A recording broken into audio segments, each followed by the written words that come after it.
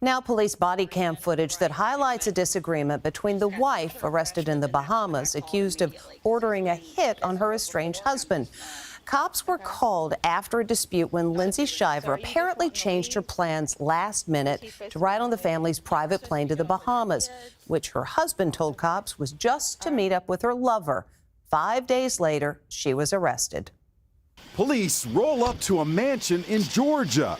What's going on? Y'all are separated, or what's the deal? In the driveway stands former beauty queen Lindsay Shiver. She had called police to claim her husband Robert pushed her as the family was packing to head off to the Bahamas.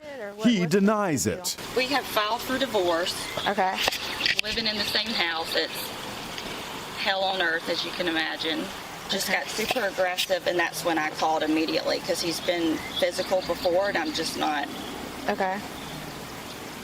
doing that. So are you just wanting to leave, or is he supposed to be going with you? Yeah, we're supposed to be going with our kids. But Shiver says he doesn't want his estranged wife to board their private plane for the flight to the island paradise. He says she had planned to meet her boyfriend. She sent a message saying that she's going to change her plans and now get on the airplane with me and the kids to go to the Bahamas.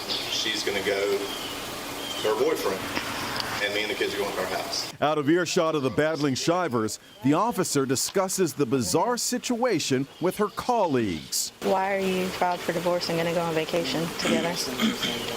And that's not something that we can work out. The officers left without making an arrest, but 5 days later, Lindsay Shiver and her boyfriend would be arrested in the Bahamas for the alleged plot to kill her husband. Prosecutors say she texted her boyfriend, "Kill him." Both deny any plot. She reportedly claims she was not serious and was just venting in the midst of a bad divorce.